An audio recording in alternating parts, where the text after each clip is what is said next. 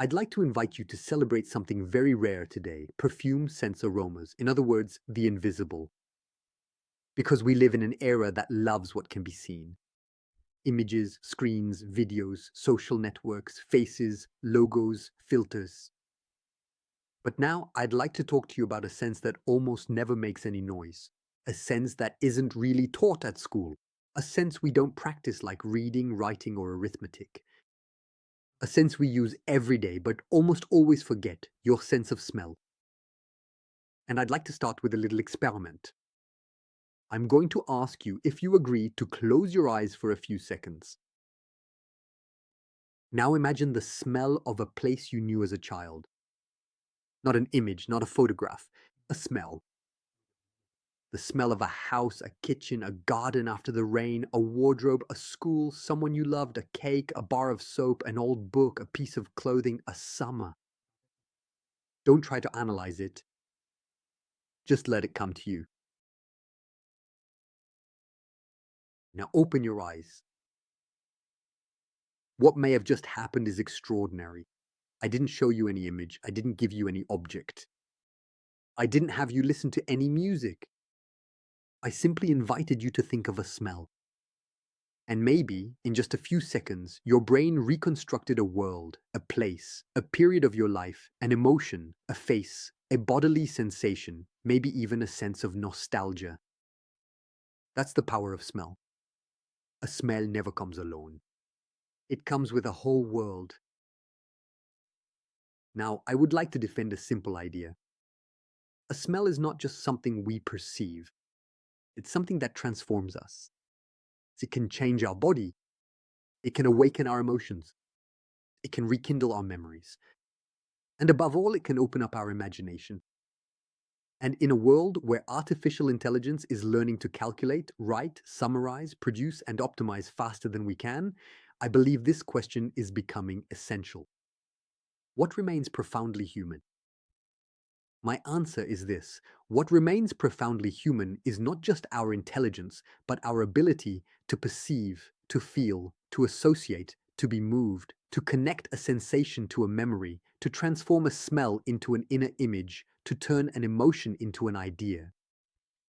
When everything becomes automated, perception becomes a superpower. Since childhood, we are taught to develop certain forms of intelligence. We are taught to read, to write, to count, to answer correctly, to classify, to explain, to justify, to produce the right answer. And all of that is obviously useful, but there is a problem. We are taught very little about how to perceive. We are rarely taught to truly listen, to truly look, to truly touch, to truly taste, and even less to truly smell. School taught us to be efficient in the world of words, numbers, and screens, but it often distanced us from the sensory world. And this is not a minor detail, because for a long time, our era believed that progress meant becoming more rational, more abstract, faster, more productive. But today, machines are becoming better than us in many of these areas. They calculate faster, they compare faster, they translate faster, they summarize faster. They generate images, texts, plans, analyses. So obviously, we need to learn how to use these tools.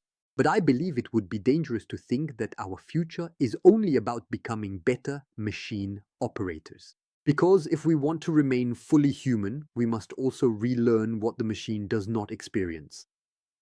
A machine can process data about a rose. It can describe its petals. It can generate an image of a rose. It can write a poem about a rose. But it doesn't know what it's like for a human body to smell a rose that brings back memories of a loved one. It doesn't know what it's like to smell jasmine on a summer evening and be suddenly transported 20 years into the past. It doesn't know what it's like to smell a fragrance and think, I don't know why, but this scent moves me deeply.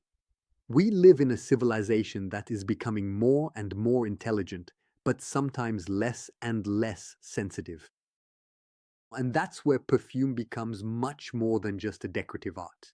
Perfume becomes a form of resistance, a resistance to sensory impoverishment, a resistance to the all-screen world, a resistance to standardization, a resistance to the idea that everything can be reduced to information.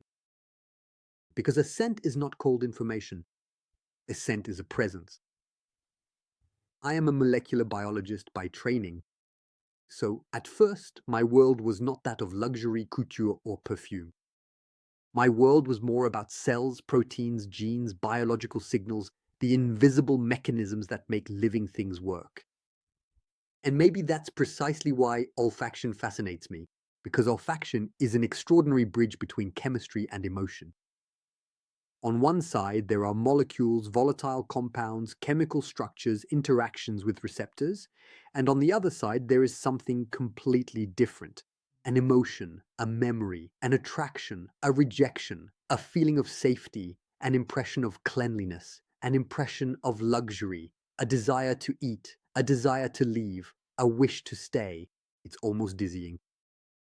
A molecule enters your nose and suddenly you're no longer just in the room. You're in a childhood kitchen, on a street in Grasse, in a classroom, in a hotel room, in someone's arms, in a memory you thought you'd lost. It's this transformation that interests me. How can something as small as a molecule produce something as vast as an emotion? How can a chemical signal become an inner story? How can a scent change the state of a body, a person's mood, and sometimes even the direction of a thought? This is the question at the heart of this talk. And I'm going to offer you a very simple phrase that you can take with you tonight. Your nose knows before you do. Sometimes your nose knows before your words, before your arguments, before your explanations, before your conscious decisions. It knows that a place makes you uncomfortable. It knows that a person reminds you of someone. It knows that a dish attracts you. It knows that a place seems clean, warm, intimate, unsettling, or familiar. And often your rational brain comes afterwards. It invents an explanation. I really like this shop. I feel good here. This person inspires trust in me. This place reminds me of something, but maybe your body had already responded. Now let's try to simply understand what's happening. A smell always starts with matter. What you smell are volatile molecules. They detach from a flower, a fruit, a skin, a wood, a fabric, a coffee, a leather, a spice, a perfume. They travel through the air. You inhale. These molecules reach an area at the back of your nasal cavity where specialized neurons are located, the olfactory receptor neurons. These neurons are not just simple passive sensors. They translate a chemical signal into a nerve signal. In other words, the chemical world outside becomes electrical activity in your nervous system. That alone is incredible. Then this signal reaches the olfactory bulb, a brain structure involved in processing smells. And from there, olfactory information interacts with regions that are very important for emotion, memory, learning, and the emotional value of experiences. That's why the sense of smell has such a special status. Sight can show you a face, hearing can let you hear a voice, but smell can bring back the emotional atmosphere of a moment. Not just what happened, but what it felt like to be there. That's a fundamental difference. A visual memory is often like a photograph. An olfactory memory is closer to a resurrection. You can look at a photo of your childhood home and say, oh yes, that's where it was. But if you encounter the exact smell of that house, something deeper can happen. You don't just remember the house. For a moment you are there. That's why smells are so powerful. They don't just give us information about the world, they change our inner state. The first great power of smells is memory. We've all experienced this.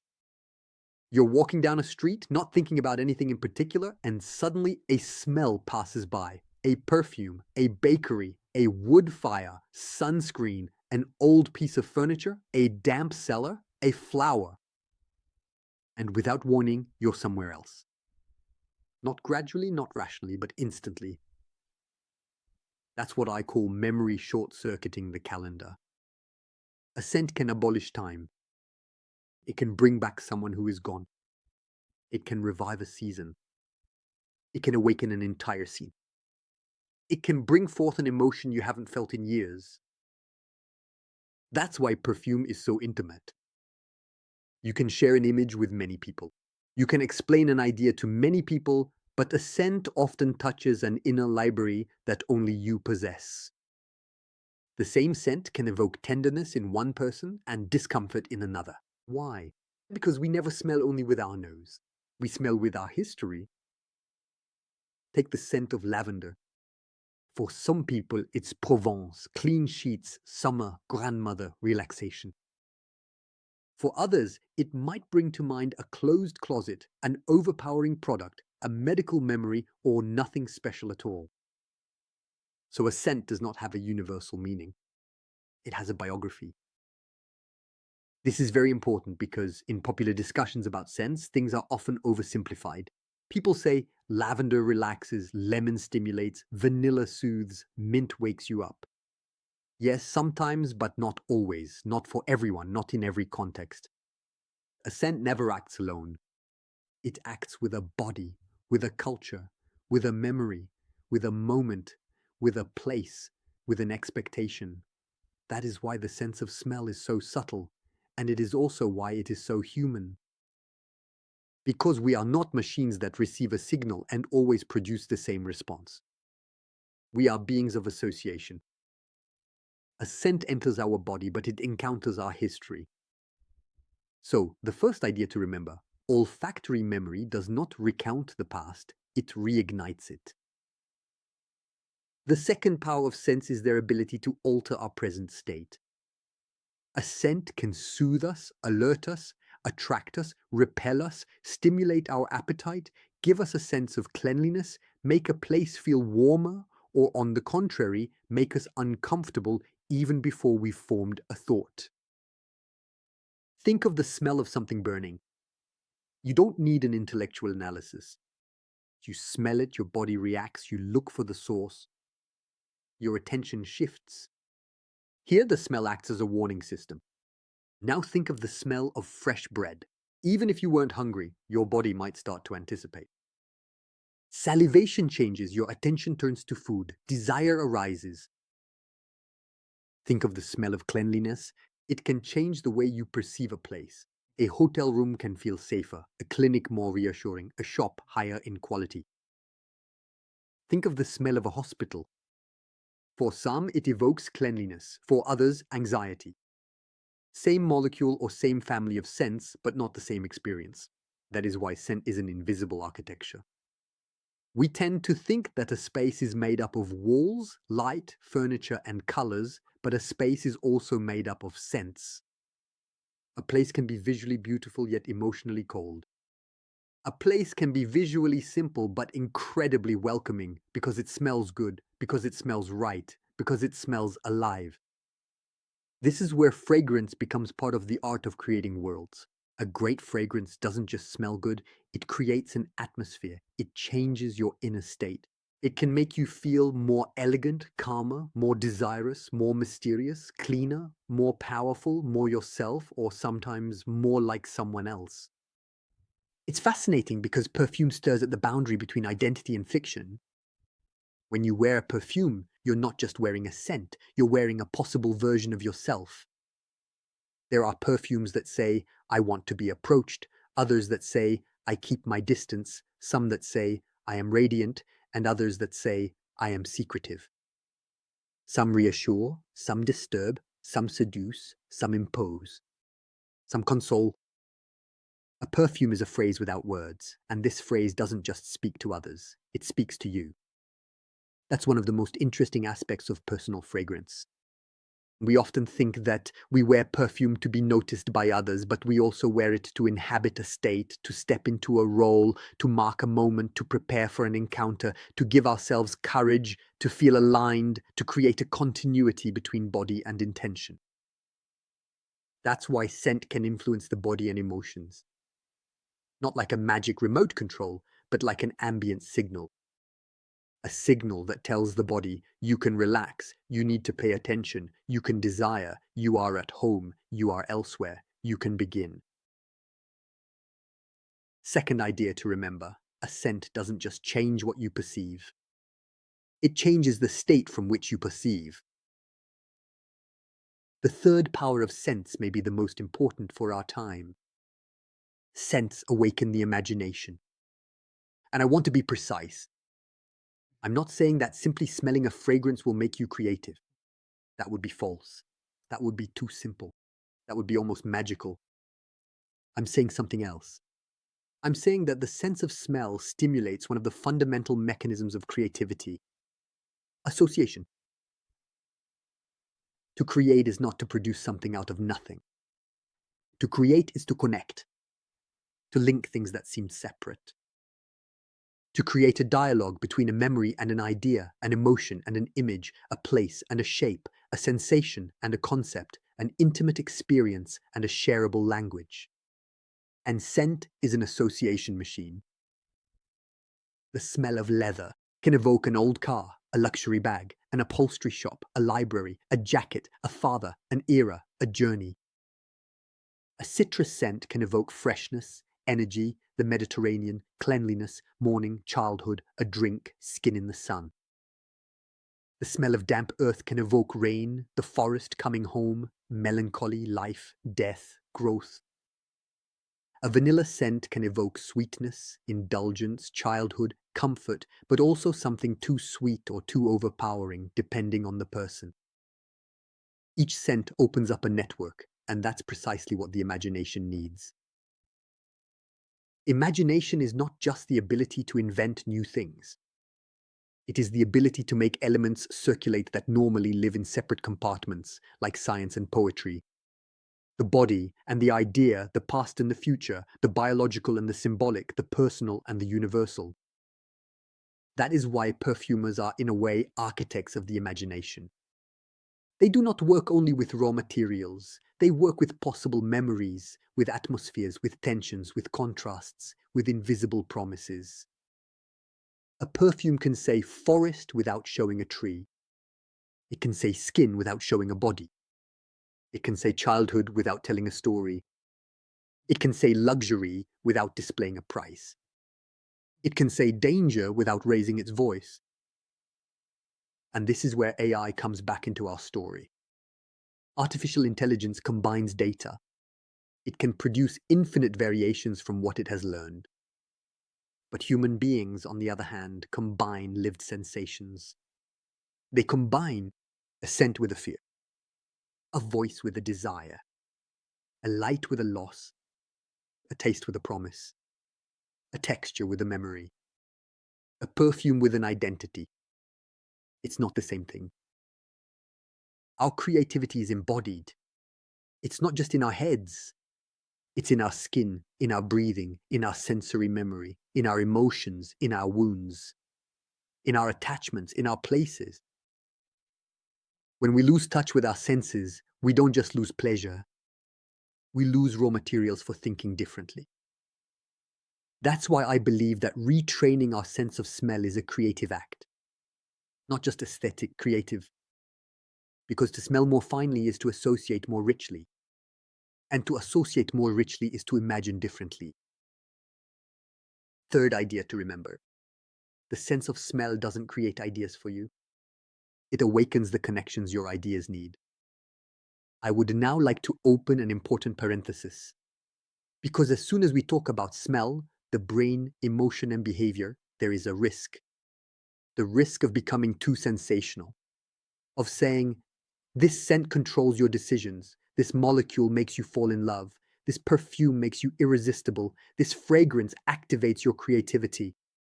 This scent manipulates you without you being able to resist. We need to be careful. Yes, scents influence our inner state. Yes, they can modulate mood, memory, attention, stress, appetite, the atmosphere of a place. Yes, olfaction maintains a very strong link with emotion and memory. But no, humans are not olfactory puppets. We are not insects guided by a single molecule. Our behavior is much more complex. It depends on context, culture, personal history, the state of the body, attention, and the meaning given to the scent. That's precisely what makes olfaction more beautiful. It is not a remote control, it is a language. And like any language, it depends on the one who receives it. A scent can suggest, it can guide, it can awaken, it can predispose, it can amplify. But it does not replace human freedom. It engages in a dialogue with it. And I believe this is very important in the world of perfume. Because perfume is not only powerful when it dominates, it is powerful when it reveals. When it reveals an emotion, a presence, a nuance, a memory, a facet of oneself. The deepest perfumes do not manipulate us. They make us more visible to ourselves. So concretely, what can we do with all this? I don't want you to leave this talk with just an interesting idea. I would like you to leave with a practice, with a different way of smelling. Because our sense of smell can be retrained, just like listening, tasting, or seeing. The more attention you pay, the more the world opens up. Now, I'm going to suggest 3 simple actions. When we smell something, we often ask, what is it? Is it rose, jasmine, leather, musk, vanilla, wood, citrus? That's useful, but it's not the only question. The real question is also, what does this scent do to me? Does it soothe me? Does it irritate me? Does it open me up? Does it close me off? Does it make me nostalgic? Does it give me energy? Does it make me want to talk, to be silent, to stay, to leave? Try it. The next time you smell a fragrance, don't just ask, what are the notes? Ask, what state does this scent create in me? Because a perfume is not just a composition. It's an invitation to a particular inner state. For 7 days, write down 1 scent per day, not 10. Just 1. The smell of coffee in the morning, the scent of your soap, the smell of the sea, the scent of a piece of clothing, the smell of a street, the scent of a book, the smell of a person, the scent of a workplace, the smell of a cut fruit. And each day write down 3 things. What I smell, what I feel, what it reminds me of. At first, it will be difficult because we often lack olfactory vocabulary. We say it smells good or it smells bad. But that's limited. A smell can be dry, round, green, animalic, metallic, powdery, damp, sunny, cold, clean, dirty, intimate, medical, enveloping, sharp, comforting, unsettling. The more you name, the more you perceive. And the more you perceive, the richer your inner world becomes. Before a creative task, choose a scent. It doesn't have to be a complex perfume. It could be coffee, an essential oil, or an orange peel. A sprig of rosemary, a mint leaf, a piece of wood, a cream, a scent that puts you in a particular state. Then take 30 seconds, smell, breathe. Ask yourself what image comes to mind, what memory surfaces, what unexpected association appears. You don't need to force it. Let the scent open the door then. Right. Even just 3 words. This isn't a mystical ritual. It's a way to get your brain out of its usual highways. Because scent often introduces a detour. And sometimes it's the detour that creates the idea. Deep down, perfume teaches us something very profound. We are not just beings who think, we are beings who resonate. A scent enters a room and the atmosphere changes. A person arrives wearing a perfume and their presence changes. A scent memory returns and our day changes. A childhood smell suddenly appears and our heart changes. This should make us humble because we often believe we are guided by very clear ideas. But a part of our inner life is made up of subtle signals, atmospheres, sensations, traces, impressions, memories without words. And this is not inferior to thought. It is another form of intelligence, a sensitive intelligence. Perfume has always been linked to the sacred, to power, to seduction, to care, to mourning, to celebration, to luxury, to intimacy. Why? Because human societies have always understood something that our digital age sometimes forgets. What cannot be seen may be more powerful than what can be seen. A scent can turn an empty room into a home. A scent can turn skin into a memory. A scent can turn an object into a talisman. A scent can turn an ordinary moment into an unforgettable one. Perhaps this is the great power of perfume. It makes the invisible inhabitable. Crosshatch. Crosshatch 10. Conclusion. Relearning how to smell. I would like to end with an image. Imagine a child.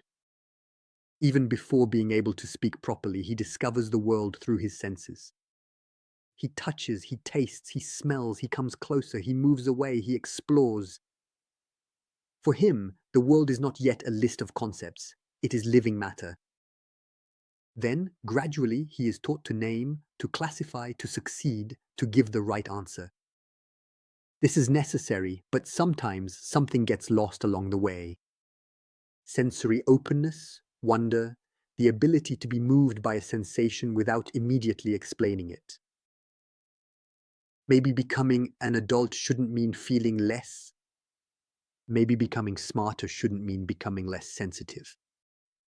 Maybe the future won't just require people who are better at using artificial intelligence. Maybe it will also require people who are better at using their sensory intelligence. So tonight, I have a simple suggestion for you. When you leave here, don't just ask yourself, only, do I like this scent? Instead, ask yourself, what does it awaken in me? Don't just ask, what do I smell? Ask, what does this scent do to me? Understanding without words. Don't just ask, is this a pleasant smell? Ask, what part of me does this scent reach? Because a scent is never just a scent. It's a door. A door to the body, a door to memory, a door to emotion, a door to imagination, a door to a part of ourselves that we may have forgotten. We have spent decades training our brains to respond. Maybe the time has come to retrain our bodies to perceive. Because tomorrow, machines may be able to produce perfect answers, but they won't be able to feel in our place. They won't be moved by the scent of a loved one's skin. They won't be able to rediscover a childhood in the smell of a cake. They won't be able to turn a fragrance into a shiver. They won't be able to make a volatile molecule into a human emotion. So protect your Dora, educate it, refine it, listen to it, trust it, and above all, give it experiences. Because your next idea, your next memory, your next powerful emotion, your next reconnection with yourself may be hidden in a scent you haven't smelled yet. When everything becomes automated, perception becomes a superpower.